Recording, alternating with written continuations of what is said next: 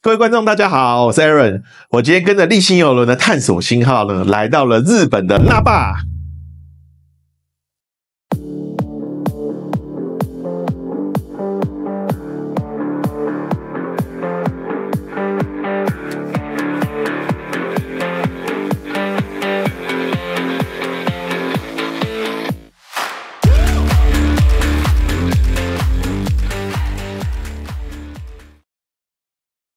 跟各位介绍，我们现在正在进行一趟立新邮轮之旅，透过探索星号这艘邮轮呢，前往日本那霸进行旅游。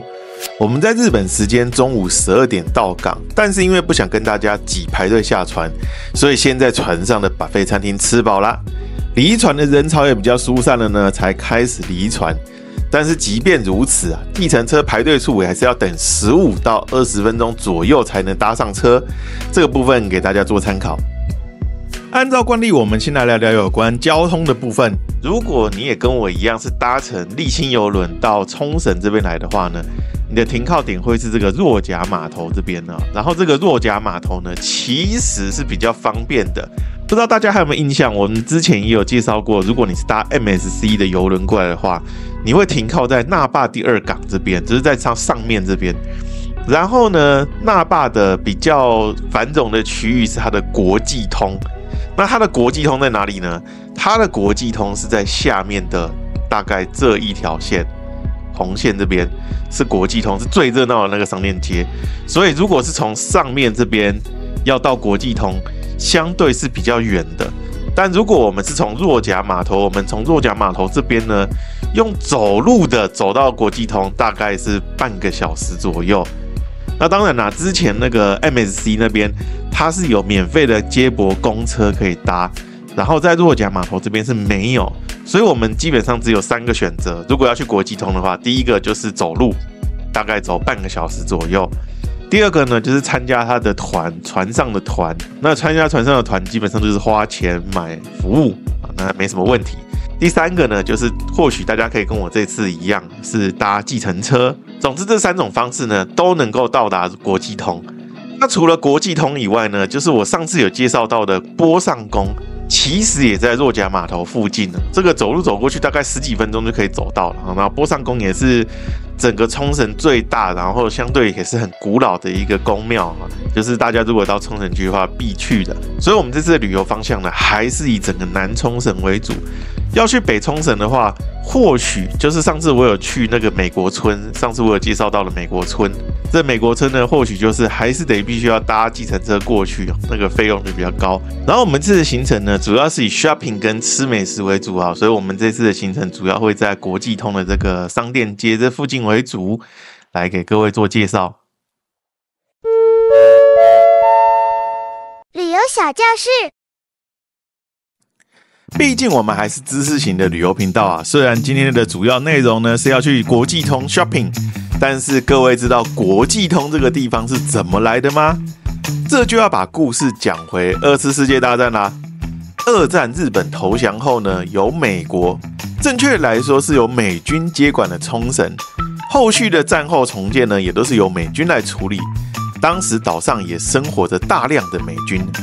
然后在1945年冲绳战役结束后呢，整个那霸市区基本上都成为了一片废墟。那本来被称作新县道的一条路呢，由于是连接那霸市中心到首里市最短的路线，很快就被重建为了主要干道，象征冲绳从战火中重新站起来的地方。时间又经过了3年，来到了1948年。在新县道附近的县厅前站附近呢，开设了一间名叫做 Ernie Play 的国际剧场。这个 Ernie Play 呢，是一位美国著名的战地记者，他在2次世界大战期间深入前线报道士兵的生活，深受美国大众跟士兵的喜爱。但是呢，很不幸的，他在冲绳战役中殉职，因此新开的国际剧场，也就是电影院就以 Ernie Play 命名。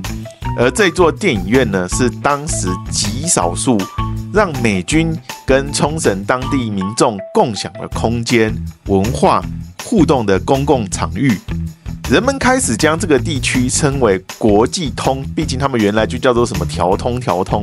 那这个国际影院旁边这个就叫做国际通啦，也促使了原本的瓦砾地呢，慢慢的聚集了商家，成为商业中心的起点。那这也就是国际通的由来。好啦，接下来让我们把画面带回计程车的排队现场，开始今天的旅程咯。因为我们要等计程车，刚刚旁边就有服务人员，是一个奶奶啦，然后他就帮我们说，你有几个人啊？想要去哪里啊？都已经先做好了相关的这个纸本，好，他帮我们勾完毕之后就给我们，同时也告诉我们说，你最后回来的时候要回到这个地方，就是他用荧光笔画起来的，这真的非常的贴心。我们第一站要去国际通里面的木质市场，然后计程车也把我们载到木质市场的对面。过了马路呢，眼前这个就是市场的连通道，木质市场呢还要再往里面走。沿路呢，我也看到了药妆店，想到我太太有给我任务要买一些东西，所以就顺路进去逛。大家来买东西呢，也不用太担心，你看人家还有专门的中文服务人员，直接中文沟通都是没有问题的。那后来因为不太方便拍摄，所以就只有简单的拍了这一段。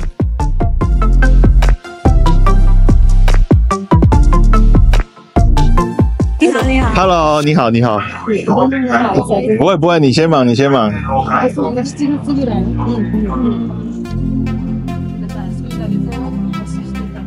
然后我现在就已经来到了木质市场的冰店了，然后这个是在1楼，你其实进到这个木质市场里面，很快就能够找到它。太好了，老板娘出来了，跟大家打个招呼 ，Hello。然后，他的店就是在木质市场的1楼，这边是木质市场，这边是木质水上店铺的1楼。哦，木质水上店铺的1楼。然后它的门口有贴很多什么供台语买通啊，收中文课，还有贴台湾熊用。所以其实在这边封棒球。哦，你们有在这边所以你们在这边封棒球，在这边看台湾的赛事。OK， 所以到这边来应该是不难找的，大家有机会的话也可以来这边捧场一下。他这边人很多，我看现在是坐满的状态。有卖豆花，也有卖冲绳在地的红玉冰。豆花跟红玉冰。红玉冰比较在地，红玉冰啊，冲绳柠檬啊。OK。抹茶这些。还有抹茶这些。日本的东西。OK， 谢谢，拜拜。好啦，坦白说，这是我的第一次做采访，也真的采访的并不怎么样，之后会更进步的，但还是把这间店推荐给大家。那接下来我们就去找好吃的生牛肉寿司咯。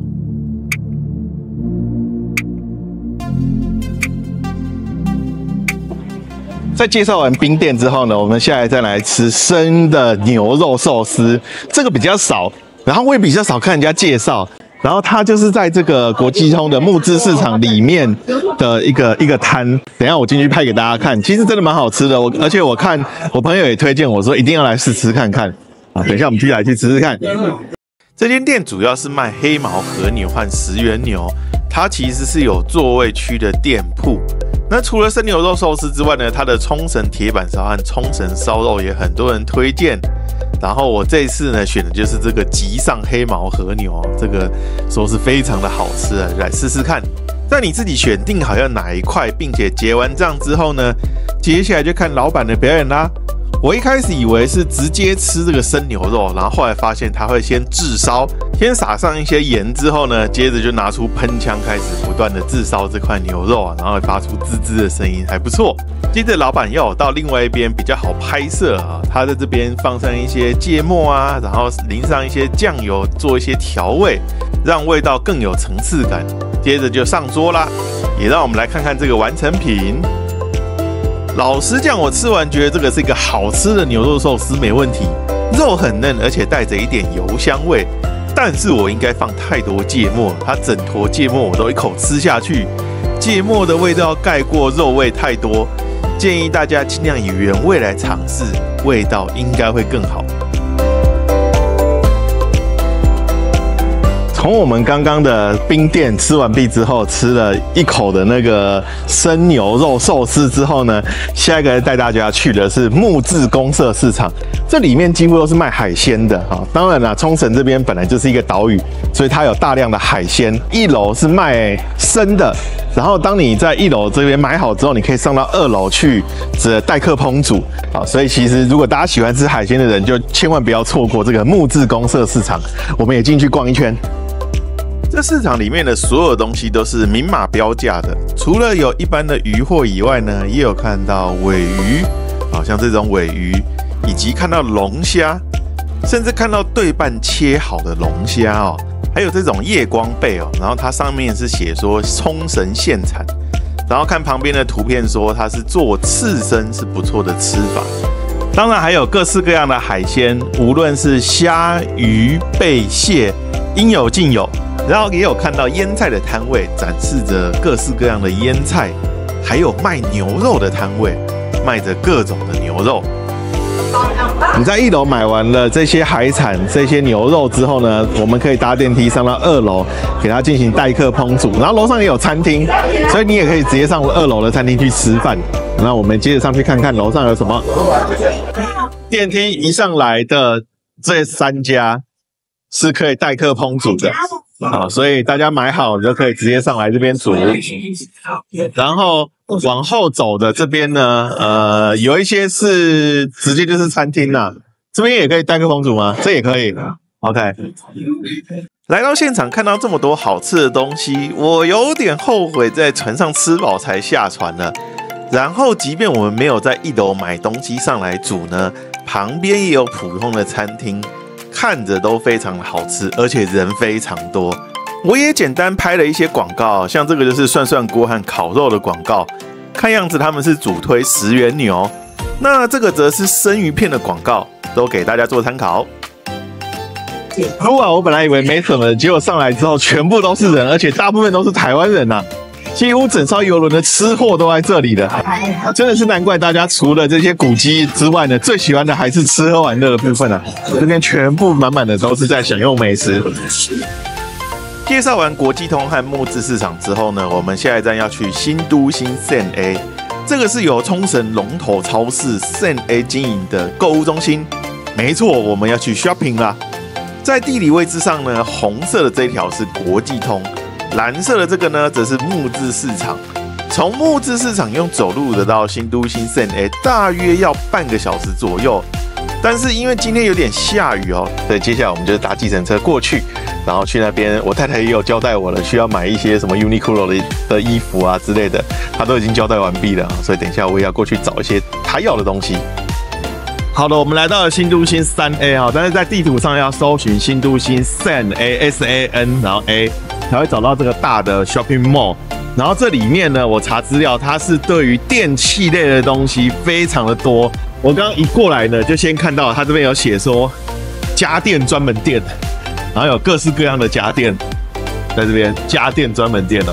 待会我们就先进去看看这里面的家电的价格跟台湾的家电的价格那个落差大概是多少。论单一大楼来说呢，这个新都新 SEN-A 应该是整个冲绳最大的 shopping mall 了。然后它一共分为2层，一进门呢就能够看到我们的右手边是星巴克，然后我们的左手边呢则是大阪王将。再往里面走就是各种商店啦。这里给人的感觉呢就是很大的百货公司，跟台湾的百货公司并没有什么太多的不同。上到2楼呢，则是美食街和其他的商店，麦当劳和肯德基都有，东西基本上不会吃不习惯。由于大部分的商店里面都只能拍照不能摄影，因此我拍了一些价格来做简单的比较。首先是我自己比较有兴趣的鞋子，我选了2双 Nike， 一双有特价，一双没有。那有特价的这双呢是 P6000 的 S1 运动鞋，现场的价格是12400日币，换算成台币大概2540。然后台湾的 Nike 官方网站给的价格是3400，有特价果然比较便宜啊。另一双呢是 Run Vomero 5， 现场的价格是20300日币，换算成台币大概是4158。然后台湾 Nike 的官方价格给的是4900。除了 Nike， 我也看了一下艾迪达的价格，看到一双 Ultra Run 在特价，价格是7650日币，这个换算成台币大概是1567。那艾迪达的官网给的价格是1999，但好像没有现场的这双色系哦，一样都在特价，还是冲绳这边买比较划算。果然是需要货比三家。除了运动鞋之外呢，我还看了 iPhone 的价格，主要是看了最新的 iPhone 16 Pro Max。日本的价格跟规格如下图啊，然后这个图比较难读，我把它整理成表格，大概是这样。要注意的是，台币最近升很多哦。我这个价格是以2025年6月12号的数字下去换算的，出来的数字大概是 256G 38893台币，512G 45041台币，1TB 的呢是51189台币。然后我查台湾 iPhone 的官网哦，先选 iPhone 16 Pro Max， 接着选容量。不过这个画面数字有点小，我把它放大一下哦。然后再跟刚刚日本的价格做对照，大概是这样。可以发现日本的价格都是较为便宜的。当然啦，买手机跟买鞋子不一样，手机比较会有故障维修的问题。那除了维修的问题之外呢，你手机买多了还有关税的问题哦，这些都需要斟酌考量的。除了鞋子和手机呢，我也去看了大家很喜欢买的家电。首先是看了电锅哦，像这个电锅是39800。隔壁这个像是象牌的吗？它的价格呢是38280，还有很多啦，我看了好多的电锅，然后也有比较贵的，像这个4万多，隔壁的6万多的价格。除了电锅以外还在旁边看到了标示卖的最好的咖啡机哦，这个价格呢是还不到3万日币。也看到了前一阵子很流行的吹风机哦。这个吹风机卖的应该也是不错，它的价格也不到5000日币。最让我感兴趣的是这个双口的电磁炉哦，觉得很适合小家庭使用，价格是2万出的日币。以上都给各位做参考啦。我后来也去了百货内的超市买伴手礼，这个超市跟我们的全联大润发长得没有什么不一样，就不特别拍摄啦。